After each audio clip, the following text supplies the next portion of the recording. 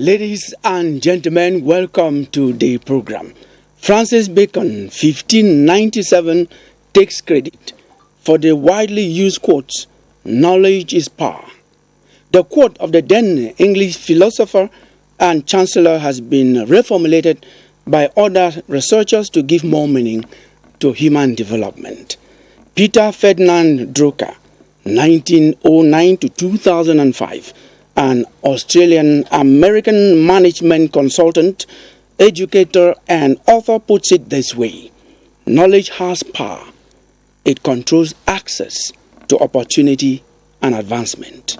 It is this most recent and the latest quotes that we have that we're going to use on this set to see how, during the week that just ended, we had the Digital Week in Cameroon. And within the Digital Week, we had the Women's Forum.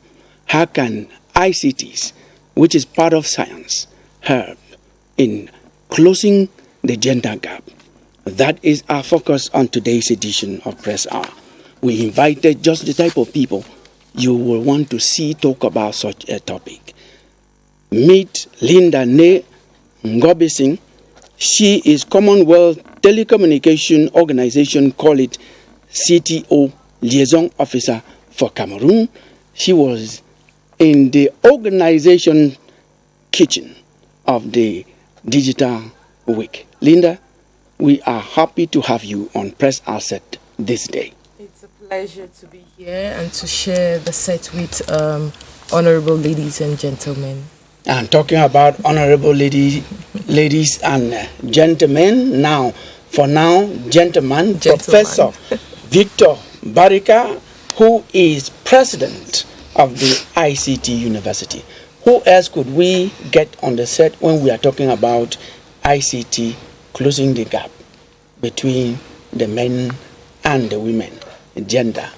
Prof, once again, each time you come here, it's our pleasure to receive you. I'm honored always to be on this great television station, and I really look forward to, I'm honored to be here with these three wonderful ladies to discuss this topic. As a father of two daughters, this is a topic that means a lot to me.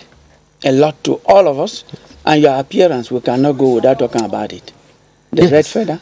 Yes, I was honored by the Fawn of Bali a few months ago with the chieftaincy, and I've received all kind of lifetime achievement awards, but the one from my own country means the world to me. I think so.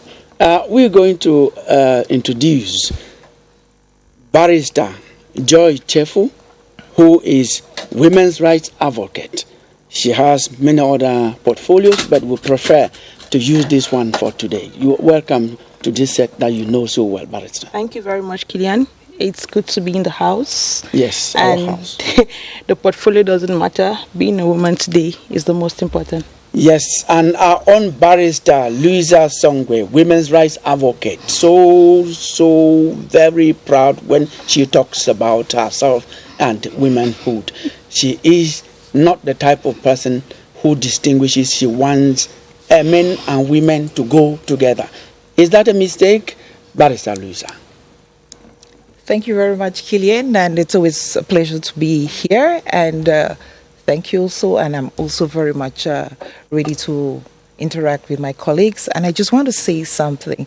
You talked about knowledge being power. Information and communication today is power, and with that, this is quite an interesting topic for us to share, both for the men and the women. Thank you. You're welcome, and we're going to see how it moves the women. It propels the women even more. We are going to, in the course of the program, have another guest, Che Achu Ransom, who is a consultant in ICT. You'll see him when the debate gets hot. But before we get there, first things first, the press review with Yoti Kale Lesonge, talking to us about what the newspapers fed on in the week. Yoti? Pressmen were as busy as bees this week.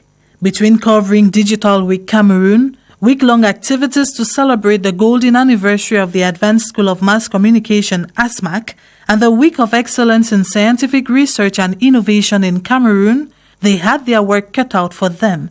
to give readers every piece of information as events unfolded in the nation and abroad. Digital First is the caption Cameroon Tribune uses to get the reader's attention on day one of the Digital Week, an avenue where Cameroonian startups showcased their inventions. Municipal Updates mentions the PM flagging Cameroon's digital exploits, one of them being the automatic toll gates to soon go operational. A new era in the road transport sector, highlights the Guardian Post. Strides made while the stage is set for ASMAC's Golden Jubilee, indicates the Herald Tribune. A celebration which is proof of maturity, streamlines Cameroon Tribune, underlining that at 50, the prestigious institution has trained several persons, some of whom were awarded diplomas during the fete. Articles on Cameroonian researchers promoting the Made in Cameroon brand equally filled newspaper columns. Likewise, stories on the race to the SDF chairmanship. The Chronicle Times ponders, asking what if the SDF status quo changes? Answers the readership gets as they go through the article. Municipal Updates on its part focuses on the three candidates eyeing the SDF top job ahead of the upcoming elective convention. Newswatch simply opines that Frondi's succession is a two-horse race. The Herald Tribune, however, reassures the party's sympathizers that a roadmap has been discussed for a successful convention, whilst Cameroon Tribune underscores that there are three aspirants and the horizon concurs, stating that all three have been confirmed. In the meantime, transporters called off a planned strike after nervy talks with the Minister of Territorial Administration, Paula Tanganji, as seen on the median. The Guardian Post goes further to recount that the Minat boss sweet-talked the transporters to call off the strike after 3 days of intense negotiations. The lone bilingual daily also took an interest in spotlighting the importance of striking a balance while exercising administrative tolerance, pointing out that if the governance option has helped solve certain problems in society, it's however having a heavy toll on the respect of rules and regulations, using the recurrent floods, building collapse, and urban disorder as examples. Football fans as well expressed grievances this week to the print media as per the Indomitable Lions' poor performance in the back-to-back international friendlies in preparation for the 2023 Africa Cup of Nations. On Newswatch, they are questioning Song's ability to lead the Lions to the Continental Football Jamboree. Cameroon Tribune emphasizes that the Indomitable Lions' route remains long, as supporters have clearly seen that the team is far from being competitive. Meanwhile, the president of the Cameroon Football Federation is accusing critics of scheming to ruin football, as published on the Chronicle Times.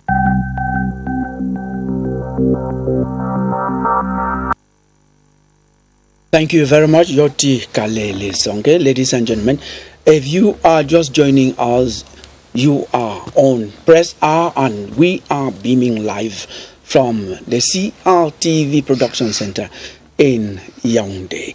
The topic is, can ICT close the gap between the genders? Can ICT close the gender gap?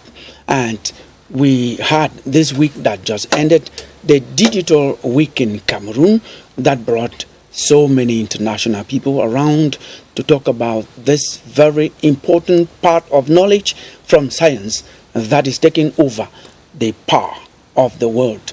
And Linda Ne Ngobesin, you are the Commonwealth Telecommunications Organization Liaison Officer for Cameroon.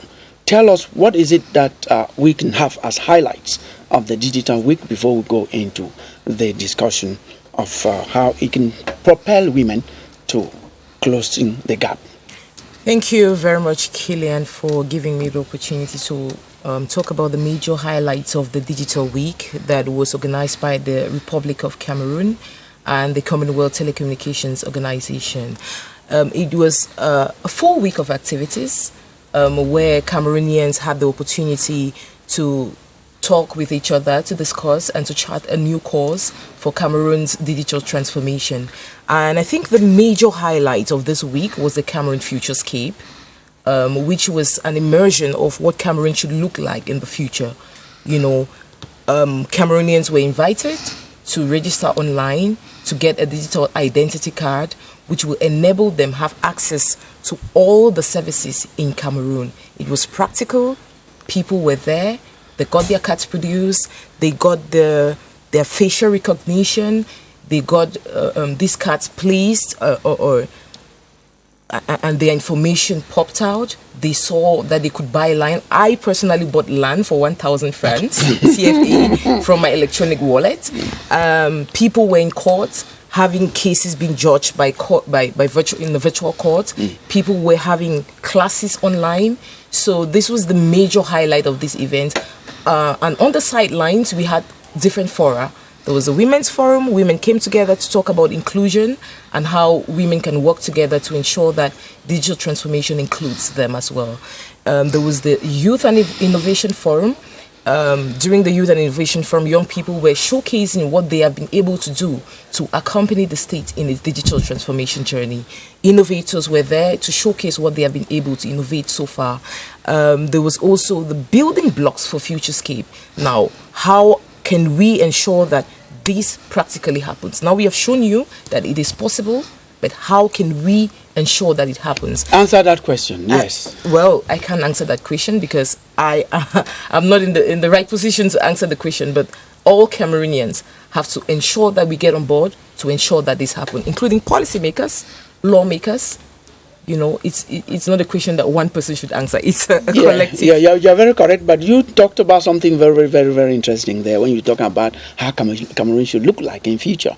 Just give us a small picture, or if you like, you give a big picture of what you think from your organization of the event. Yeah. What should Cameroon look like in the Cameroon should be a digital nation in the future, like every other digital nation out there. There should be a single identity card that one person has, an ID card that carries all their information, their passport, their ID card, their, I don't know, whatever information that they have about themselves. It should happen in Cameroon because it's practical. If it happens in the Futurescape, why can't we make it happen? We should make it happen. And you are talking, there's an expert in ICT who is owning an ICT university that has centers, call them campuses around the world. Professor Victor Barika, what is the power of ICT from what Linda just said? How can this propel, especially we're still talking about general power of ICT, as she was saying, what can that give Cameroon a big, strong face tomorrow, you see, in the future of this country with ICT? Oh no, she spoke wonderfully, and I'm so happy with what happened at the Digital Forum. I was not personally there, but ICT University was well represented by its Vice Chancellor, Professor Jean-Emmanuel Pondi. He was present and we were of contribution. And I'm glad that such conferences, workshops, they do take place. But Killian, you know I always look at things differently. Yeah, sure. The world is still talking about what should happen. Africa should become this, Africa should become that, through ICTs. I want to state emphatically, we already have a good presence of ICTs in Cameroon and in Africa. We are not wishing for a day when we will be there. The issue is not whether we do have ICTs, the issue is what do we use what we have to do now. It is working. I'll give you an example. Cameroon now has e-visas. And within the first month, there were problems. People wanted to kill the government because there were issues with e-visa. Any new system that comes will take time before it's fully functional. But as Cameroonians, we are too impatient. The system will improve over time. We do have e-visa. There are many countries that do not have it. We are already in the digital world in Cameroon. And I can assure you that the same service that made it possible for us to have e-visa, passports and the rest are working towards making the identity card, the national identity card, go the same way as the passport. Absolutely. It's from what we learned from these ones, right? Implementing the passport, which, by the way, Cameroon has one of the fastest passport-making systems in the world. It beats America. for regular passport time. To make a passport in America is 4 to 8 weeks regular. In Cameroon, regular is 2 to 3 days. We beat the United States for that. We already have something. The issue is, how do we do more? Women in ICTs? Come on. Women are already leading in ICTs. You'll be shocked to know this. We are about to start classes at ICT University, the Cameroon campus soon. There are more girls than there are boys in software engineering at ICT University today. But we still keep talking about some future. It is already happening. The ball is passing us and we are just dreaming of that. It is happening. We already have very powerful programmers that are girls. One of the best programmers I know is a young lady that just graduated from our institution that built some of the most powerful apps that even developed what they call an IntelliBra, a bra that can help detect cancer in women. Jesus. It is happening already. So all these things of us talking about the future, let's talk about the good things happening. EcoBank is led by a classmate and friend of mine, Gwendolyn Abuno, who has brought one of the leading e-banking systems that anyone could wish for in any bank. So it is happening. Women are leading in ICTs. Even in the Western world, there are many women that are CEOs of top tech companies. So let's not make a mistake. Thank you very much. And that sends me directly to Barrister Louisa Songwe, who is a women's rights advocate, outspoken in nature when it comes to that. Louisa, can we say that ICT has helped you in your struggle to close the gap between the genders? Thank you very much, Killian, and thank you, Professor. It definitely has helped to close the gap. ICT, and as he said, women are leading. And when we talk about ICT, we talk about passing off of information, the communication sphere. Now, women use this, not only the women, the public uses this as a means to inform in terms of violence, to let the women know exactly where to go to. We have hotlines. It also uses it in terms of even finding jobs. Now, in LinkedIn and social media, Facebooks, you have an exposure of all kinds of jobs you could apply for. And when we use all this, we really see that there's an improvement in the understanding and also the use of ICT. As he says, there are lots of coding programs for women, sponsored by a lot of international organizations, and you have lots of women that attend this program and have been educated on that. So it's a positive thing, and I think one thing we should do, use the social media to also, as he sees, bring out the positive aspects of all this to make them understand that there is a progress happening.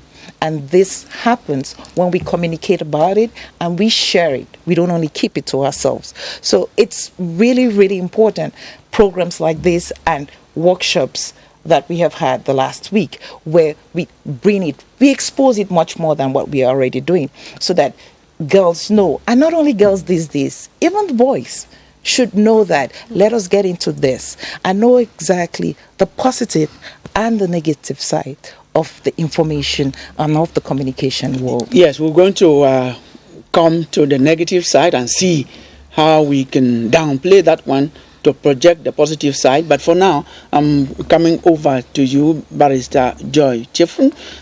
How has the ICT knowledge helped you in your profession to do even better? It's very, they have already said everything, what ICT does.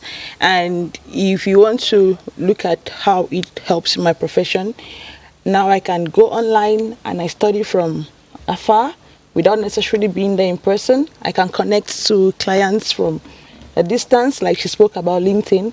You know, we have all those facilities, we have all the social media outlets where we can be able to reach out to persons from a long distance, and we're still going to function normally as if we were together. And just before we came up here, we were commenting on maybe the internet, which is a very important aspect when it comes to the digital world. And we were just making comments and laughing because sometimes it's very difficult for you to actually access and work like you should. You know, And we're thinking about people who are in areas where they don't have access to internet, they don't have access to electricity. And it's not just for us to, how do I put it? It's also an opportunity for all the other stakeholders who are concerned in facilitating the ICT. They need to come on board and see that they make the facilities better for us. We need better access to all of these things, so they need to help us. They need to play their role properly. Yes, there's something that Linda started with and mentioned. She said in the forum, you had cases, court cases, online court cases.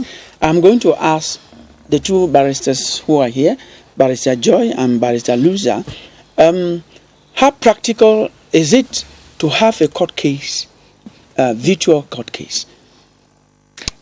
If I may answer that, actually, right now, I work from home. So I attend court sessions, not in the country, out of the country. And it's very practical. One, as she said, as my colleague said, if you have a good internet system, you're able to connect to colleagues, to the court sessions that go on, and you're able to present, to give your own argument within that sphere.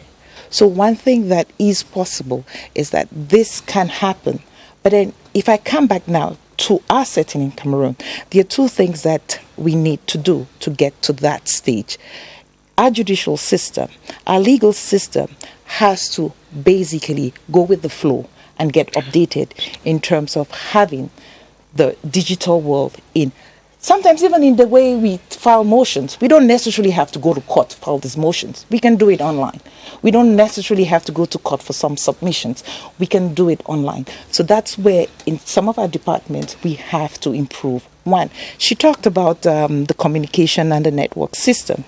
If we have systems that are fast enough, to be honest, sometimes our courts are full. We don't even have space in court. But if we have some of the sessions online, it's going to decongest our court systems, make the process faster, because it's easy. If I have to write a motion or a pleading, and it takes me on a busy day in Yaoundé, it takes me almost an hour to leave my office to the courthouse. If I could file this online. It's going to have a timestamp and when it was filed. And it's as easy as me going there and putting it in. So I think that is where we need to improve on our systems. And this is some of the things that, and I think in the government plan for digital progress in Cameroon, this is some of the things that are already there. So we just have to move forward a little bit faster in implementing those. You want to? And you see that if someone is not connected or someone doesn't have access to internet, and you have to judge that person, and you render a decision without the person presenting their own case in court, already that is not free. It's not fair. You know, the person didn't have that equal rights like the other person. So we really need to work on all of those services. Yes, Linda. During the week-long digital activities that you had, we saw so many directors of private companies, of public companies, call them public enterprises, to use the most recent appellation for those companies. Why did you choose companies to come along on this digital week? Actually, I'm going to respond to that in relation to what the two ladies have just been saying. Digital transformation is not a destination, it's a journey. And this journey requires the contribution of every stakeholder. We got these companies, there was a major topic, connectivity, where we had the major operators in Cameroon sitting on that panel and responding to questions directly from the public. They were asking them, how can we be on the way to digital transformation without proper connectivity? And they were responding to these questions. We brought all these stakeholders together because it's important for the Cameroonians to know exactly where the problems are, how can we help, how can we support, and we are hoping that after this digital week, there's going to be more collaboration amongst government services, private services as well, to ensure that all of us are moving towards, a digital future. Prof has said that yes, there's really a lot happening, which really shows that this is something that can be done. It can be realized. If we were at the Futurescape and we saw the things that were being done there, we just realized that there is really absolutely nothing extraordinary about having a single ID card, for example. It's something that is practical, but then we need to work together to ensure that this is happening really practically. That's it. And the importance of this, call it Digital Week, is marked by the presence of the Prime Minister who launched the Digital Week, and we captured exactly what happened when he launched it. And Christian Atam was there to cover that, and we're going to watch it and come back to talk about what Linda is just talking about, the companies, the stakeholders, and the rest. Cameroon Digital Week is a concept of the Commonwealth Telecommunications Organization, CTO, organized in collaboration with the Telecommunications Regulatory Board, members of government, representatives of the Parliament and of the Diplomatic Corps, joint delegates from some 18 CTO countries, as well as hundreds of IT developers for the opening ceremony. Professor Philemon Zozame, Director General of the Telecommunications Regulatory Board, co-host of the event, in his opening remarks, retraced the history of Cameroon's admission into the Commonwealth Telecommunications Organization and noted that the country has been benefiting from diverse programs. The Secretary General of the CTO, Bernadette Lewis, hailed all the efforts the government of Cameroon has made towards digital transformation. She challenged the country to be daring and innovative and to nurture and trust her IT innovators, whom she described as the future of the country's digital transformation. The Secretary General of the International Telecommunications Union, Doreen Bogdan Martin, and the Commonwealth Secretary General, Patricia Scotland, also spoke by video messages during the ceremony. Both women heaped praise on Cameroon's effort towards digital transformation, which efforts were presented in detail by the Minister of Post and Telecommunications. Minette Libom Lilike presented a masterclass of a speech, noting everything the government has done to develop the IT sector, from the advent of optic fiber cables to public key infrastructure, amongst others.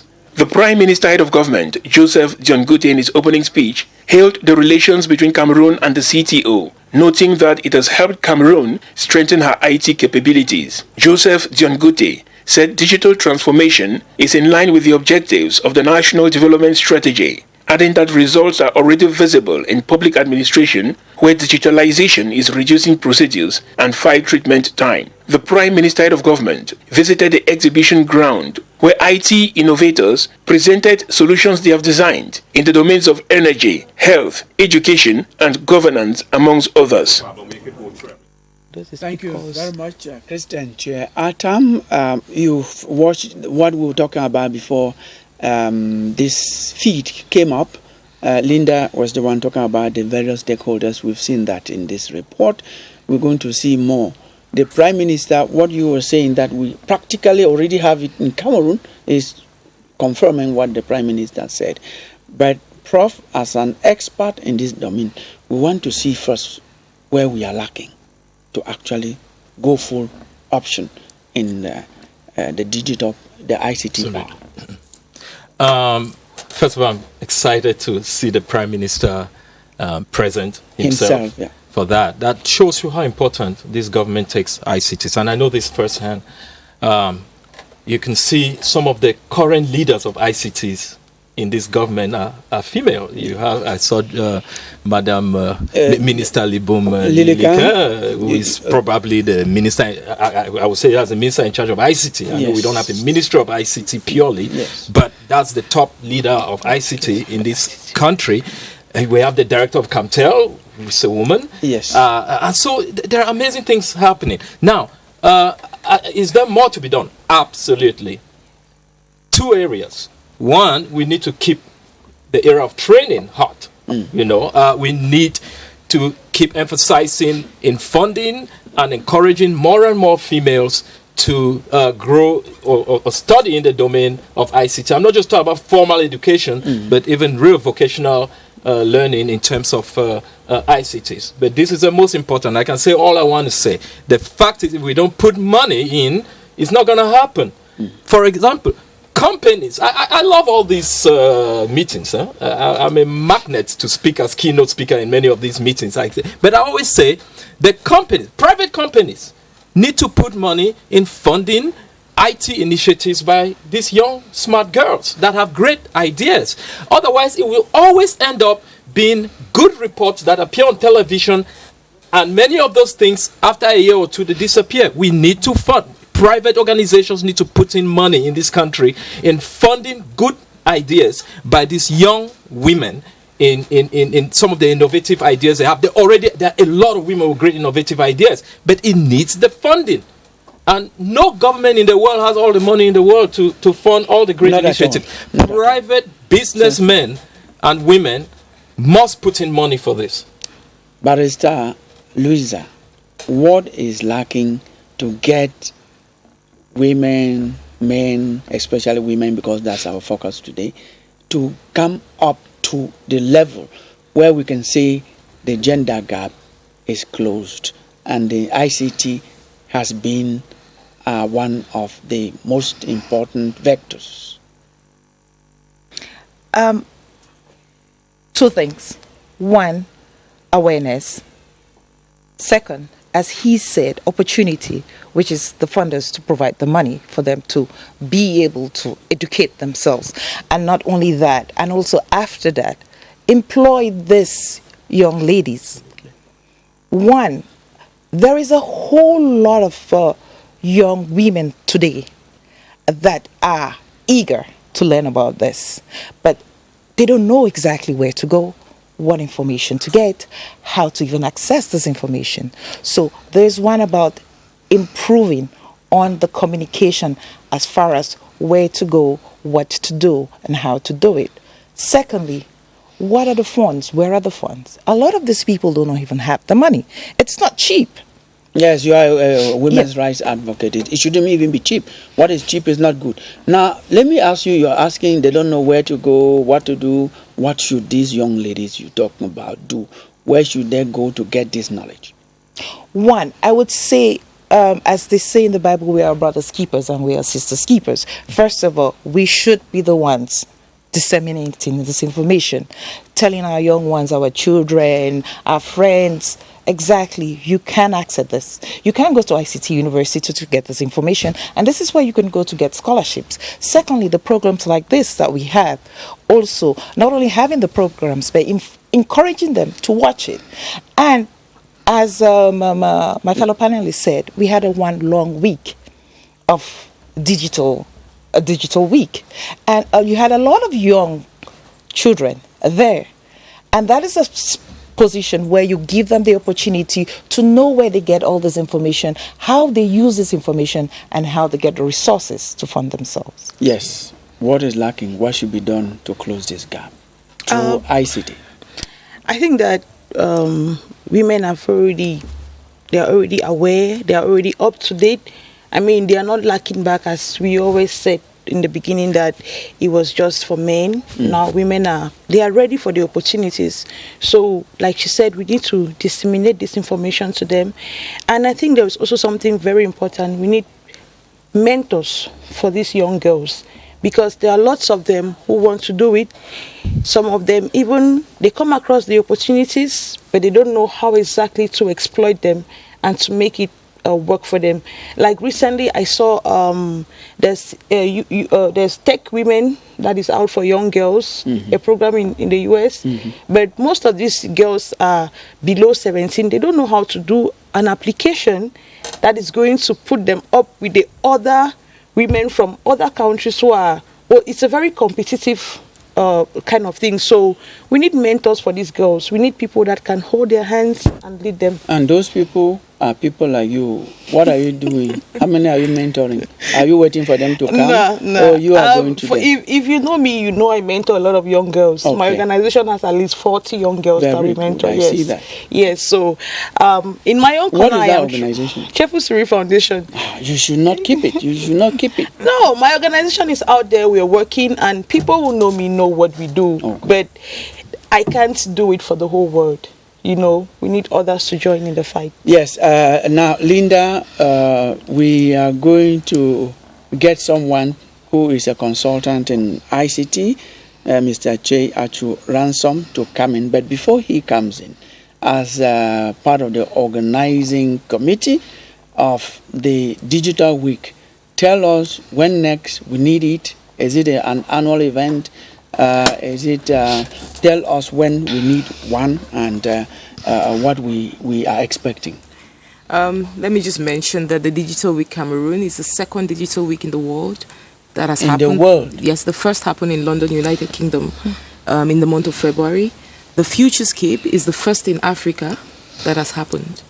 And we are looking forward to more interesting activities like this. Actually, the CTU is working on a project to ensure the implementation of what we saw at the Futurescape, and that project has been presented to the government of Cameroon, which will eventually ensure the implementation. Now, the CTO is an organization that accompanies member states. They have a new course to accompany its member states towards digital transformation. And eventually, we're going to have more of this coming. I can't say specific dates, but definitely you can count on me to come back and inform Cameroonians that more is coming. You will be welcome. While I wait for you to give that place to an ICT consultant, we're going to watch this report that Yoti Kale Lesonge, who followed that event during the week, did to show us how the different stakeholders, companies are important to come in. Like Prof said, like Prof Victor said, like Barrister Luza said, like also Barrister Joy Chefu said. So we're going to watch that report.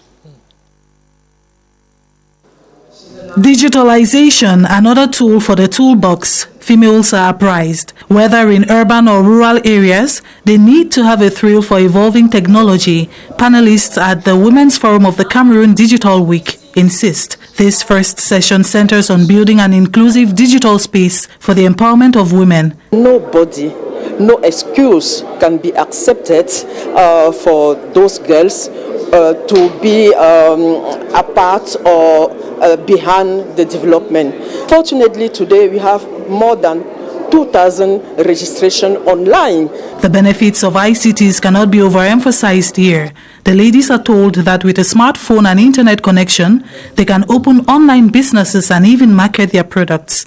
Imagine a woman who has Gary in Gelmunduka to sell, and another women's group in Yaoundé who needs to buy the Gary in bulk. If they were using the telephone very well, they will be informed, and the women in Yaoundé can buy and sell.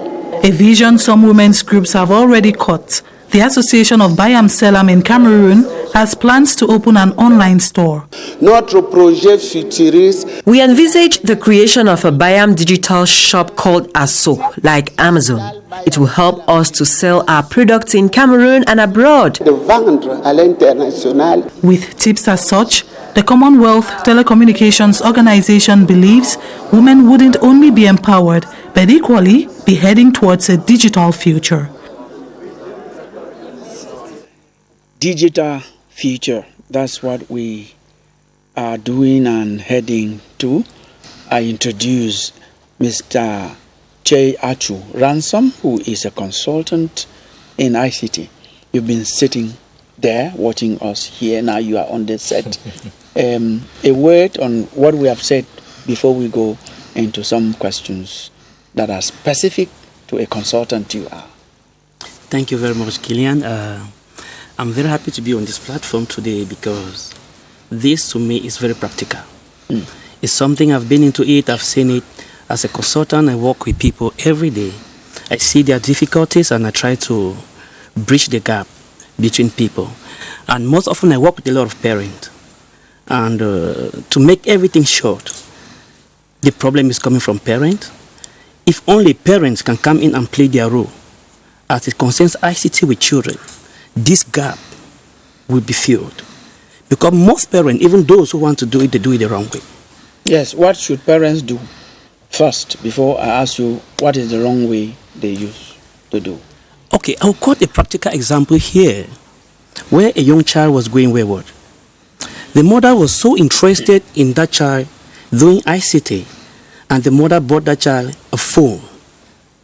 The latest on the market, maybe? Yeah, a phone in lower seat. And after some time, this child was very bright, had good result in ordinary level, started going wayward, couldn't even pass exam. The mother came cried to me, "You are an IT consultant, please help my child grow in ICT." I said, "But mother, he was first intelligent, but what happened?" He said, "I don't know. I just asked her, does he has a phone?" He said, "Yes, bring me the phone." When she brought me the phone, I decoded the phone. I showed her what the child has been doing with the phone. She collapsed. She did not die. No, she didn't. That's a very good one you've given. So the child used the phone the wrong way. And instead of helping that child, a girl, to advance, it instead retarded. And so what should parents do in this case? In this case, as I did with her and it worked, first of all, collect the phone from the child she collected. I said, get this child a computer. Because when a child sits with a computer in front of him or her, there is this notion in the mind that I'm sitting to study. But when a child holds a phone or a tablet, it's to play. It's to go on TikTok, it's to go on Snapchat, it's to go on Facebook and to do all those kind of things. And most of it doesn't only end there. You can easily control a child on the computer by what he gets access to on that computer than a phone. The phone is too open. So I advise most parents that if they want to get their children digital, they should start it at early age. And if starting it, they should give the right equipment. If you can't afford a laptop, you can get a computer set as cheap as 60,000 francs. You place it at one corner of the house for them. And then maybe you give them time that, okay, on weekend you guys have 2 hours on the computer. And then you call an expert like me to put in the kind of computer that can be appropriate for them at their age and at their class. It's a battle to win because for children to go without phones today is a very difficult thing. Your advice, we've got it. How do you actually make that advice practical in the home? Because the advice is good. But how do you make parents stop their children from getting those phones? Some of the phones are not even bought by parents. And there is something we talked about on this program earlier, that instead of the parents having more knowledge to control the children have more knowledge in those things to control or even escape the attention of the parents. How do you handle such very delicate issues? So I think it's not a problem because I did some research and I checked under the Ministry of Secondary Education. I discovered that children were not allowed to have full access on phones, but yet they were advised to be introduced to computers. And I think that if the government himself knows that this material is not good for secondary school children, then we parents should at least acknowledge that fact. Yes, I know of secondary schools, especially boarding schools in Cameroon, some in Yaoundé, some elsewhere, where children in secondary school they don't bring phones to school, to the campus, and once they are caught, they are confiscated, the parents summoned, and even destroyed, and sometimes destroyed. So that is the advice you're giving to parents today, and the schools that are allowing children get loose with phones. They should control the phones. Yes, Prof, as an ICT, I should say, expert, you watch, you listen to Mr. Che Achu Ransom. He raised a good number of things there on how to control ICT with children. Absolutely. I'm proud to have one of our former students here. I'm glad you're a consultant. Oh, so I'm really honored to be on a panel. I didn't know that. Yes, it's an honor. You know this, my dear brother, that there are tons and tons of parental control apps that you can install on phones to control children. Yes, they can still break some of them, but at least it limits them as to certain sites they cannot go.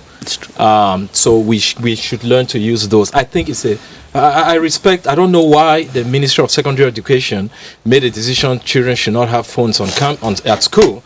I'm pretty sure they had good reasons, but I want to plead with the ministry to revisit that decision, in that there are indeed applications that you can have on phones, on computers, on television, on smart televisions, to limit what children have access to.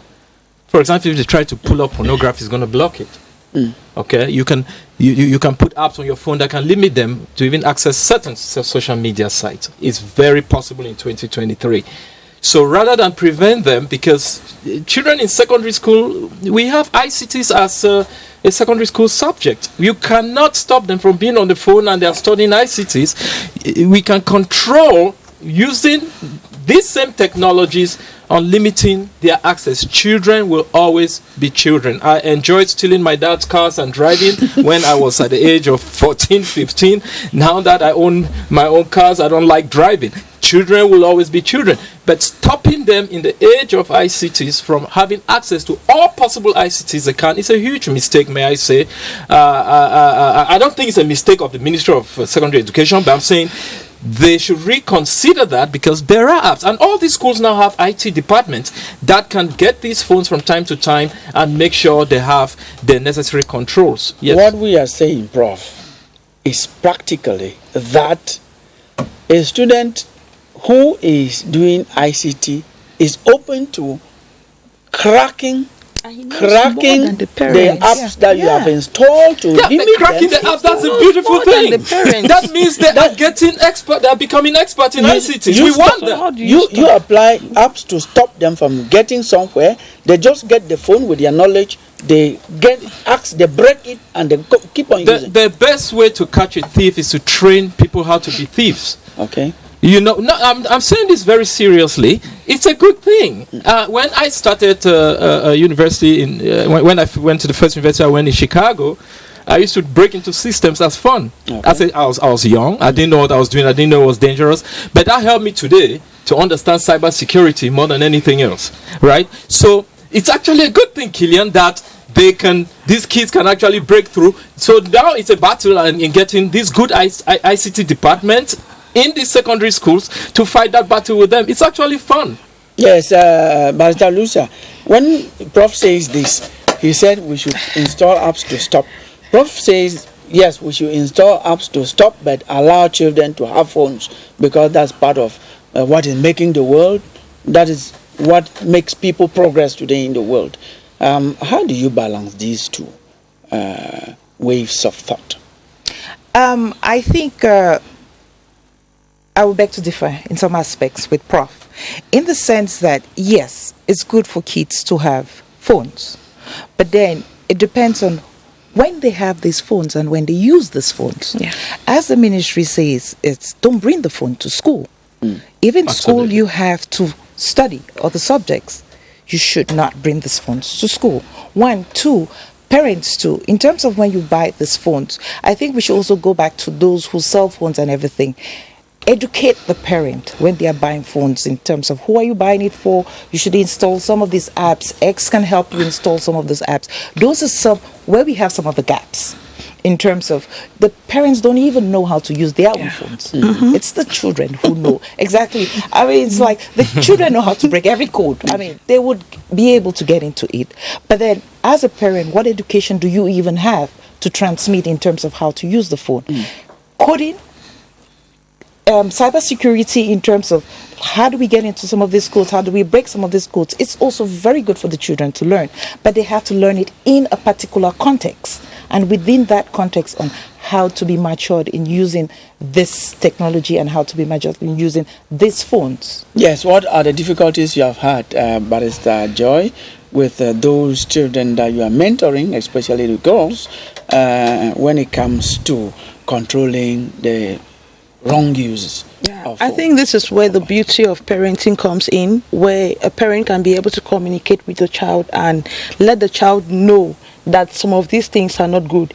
And also, as a parent, you need to know exactly what you can use as a strong force against a child.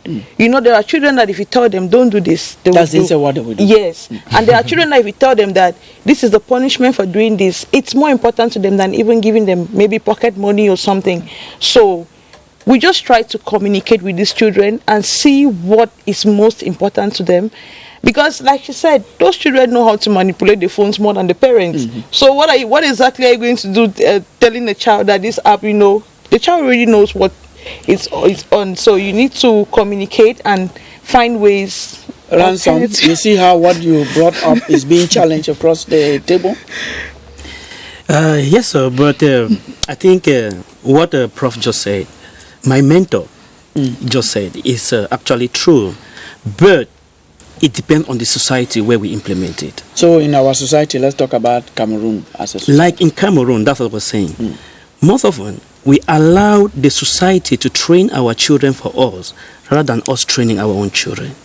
I believe that if parents can bring up... What do you mean by that? Okay, for example, most children, they come to be like, they know more about ICT, like Googling, maybe from friends' phones or from some kind of situations. And when they are showing them, they're not showing the kind of thing that their parents want them to see. That's true. That's the reality. Yeah. Okay. But if we start by introducing them into these things way back home, then before the child go out there, he or she knows what to get.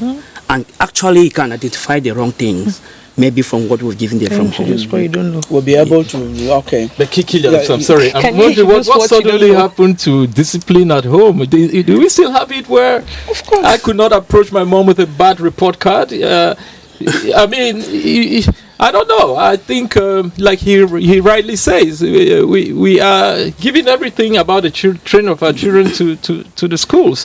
I really still do think we can have technology to control access by children. Okay. And then parents must still be parents and have rules, like my dear sister said. I don't know why we are beginning to lack on that. We will not stop children from technology. I don't care what we say. You will never stop them from accessing technologies, no matter what you do. We should still implement that discipline that we remember our parents used to expect us to have. Yes, I think I have children who are disciplined, but I just trust that it's because the environment, the closeness I have with them, because to say, Luisa, that I'm always there at home will be not telling the truth. But you have an expectation for her. Yes, they have. Killian, if I may just, sorry. So, yes. Let me just add an example. Sorry to cut you short. I gave a talk to children in a government secondary school, lower seed science children, in terms of information and how to use their phones. It was amazing how in the class there was so much they didn't understand in terms of how the positive aspects of using those phones and the negative aspects of some of the sites that they used. And you could see they were really very much involved in the communication and said some of the negative things that they did and how they were really, this was a good one for them to understand that, look, we were not told at home. We were given phones and it's a way to communicate, one. And secondly, it's also a way to keep us away from our parents because our parents are very busy. Those were some of the excuses. But then we did not know exactly what were the negative aspects of using some of the sites on these phones. So I think, yes, the parents have a role to play too. Our educationalists, us as mentors, and also that we are aware of some of these things, have also a role to play in making them understand. Because I think sometimes when we also go to talk to them, we always start off with the negative, don't have a phone, don't have a phone. You tell them, yeah, as he says, there are a lot of good things you can do with the phone, but then let them know both sides of it and what are the consequences. There is a lot of bullying. Thank you. Thank you very much. I'm going back to the consultant in ICT, Ransom. What are the statistics of Cameroonians exposed to ICT, and what is the percentage of women? If we have those statistics, do we have them? Well, I don't actually have the statistics, sir, but they can be kind of estimate from the society as I work with people. I would discover that at least... at one time, the National Communication Council, the president gave statistics say about 35% of Cameroonians are exposed to ICTs. I don't think someone should counter that. I'm giving figure that's pretty huge number. Now, if we have this, knowing that we have 52% of the Cameroonian population, 27 million Cameroonians today, then we should have a pretty good number of women using this. Yeah. So how can the ICTs help limit the gap between men and women? You know, there has been this gap that women have been trying to catch up to get equal opportunity. They don't say rights, or they say opportunity as men in the society. You as a yes, consultant. Yes, Killian, I think I know much about this because way back in 2012, when I was a student at ICT University, a good professor here, we had a lot of sensitization on ICT before even we started school, and we encouraged, because in our class we had just one lady. I remember when we had our end of batch celebration, Prof actually make us to understand that women need to be encouraged into ICT. And he just said that, we have more women today than men. yeah, where you pass, so we're not going to go back to. Yeah, that's what I want to bring the point, that by then, yes. the ratio then, compared to today, the gap is really big. Absolutely. Many women have come into ICT, and we have all worked together to see that women come into ICT. I, in person, I have done it. I took the mantle at hand, and I think as of today, I can count about 25 women who have passed through me to gain a career in ICT. That is very good. Barrister Joy, what do you think should be done to close this gap as we are using ICT? I don't think we have a gap. He already said the gap was closed and women are even leading. So, as far as ICT is concerned, you believe that? I believe it. Okay. I believe it, yes. Now women are exposed so you have no fight now to defend, say that women don't have... No, when it comes to ICT, women already have the information they need, and they are already in the field, they are working. How does that help them close the gender gap now? Is a wider spectrum. Okay, all right. I think that for them now, it's just the information that they need to get the jobs that they need to close the gap, get the money they need. Empowerment is the word. And I also add that I also think that would be your last word. Yes, please. They should also be given the opportunity, because women have closed the gap. But are they given the opportunity to work in most of these organizations and in most of these business places? They'll rather get a man to be the IT tech, not a woman. There is this word, so let's seize, and then that you seize opportunities you are not given. Oh no, the women have already seized all those opportunities, but then you need somebody to employ you. I see. Yeah. So that is good. Thank you. I mean, if you're as good as that, yes, please employ these women. Thank you very much. Absolutely. And Prof, your last word. You talk about plans to empower women in Cameroon in the near future. Absolutely. I'm so glad. Let's not keep talking too much about the gap in ICTs. Women are really doing well. I think it's a little unfair to the women that have really fought and worked hard to bring us to where we are, to sound like it's really bad. I don't think any group of men meet and say, let's limit women to having access to ICT. I'm not aware of that. But thank you so much. I wanted to announce that next year, Cameroon, through ICT University, will be hosting a Women in Tech Summit, global summit, where we will be disbursing in place 200 million francs to fund women IT-related businesses. 200 million francs, right here at Palais de Congrès next year in July. I come back to it. We can say all we want to say, but we need to give opportunities, but put money, not just our mouth. We need to put money and encourage them. And girls, women too have to take their responsibility. The number one, give women phones, but they should start thinking about having laptops when they're asking for phones from other people. Very good. Joy, you've heard, you have children, your foundation is... Cheerful Siri Foundation. Cheerful Siri Foundation. You're going to seize that opportunity to make sure that you carry them along. Yes. Thank you very much, Barrister Luisa Songwe, women's rights advocate. We're always pleased to have you on this set with your ideas. Really very, very straight to the point and educative. We had Linda Ne Ngobisen, who has just left. She's waiting for us outside to go for some other things after the program. Barrister Joy Chefu, women's rights advocate, you were really yourself today. Thank you very much for coming and for sharing the knowledge with our viewers. Jay Achu Ransom, consultant in ICT. It's a pleasure. This is the first time I'm seeing you, and I'm very pleased to have you on this set. Thank you, sir. Professor Victor Barika, an expert in ICT and president of ICT University, with campuses around the world. Thank you very much for always making it with us on Press Hour. Thank you. Yes, gentlemen, thank you very much. Ladies and gentlemen, thank you for your time. If you miss out on anything in this program, you have a rebroadcast on Monday at 2:30. May God bless you all.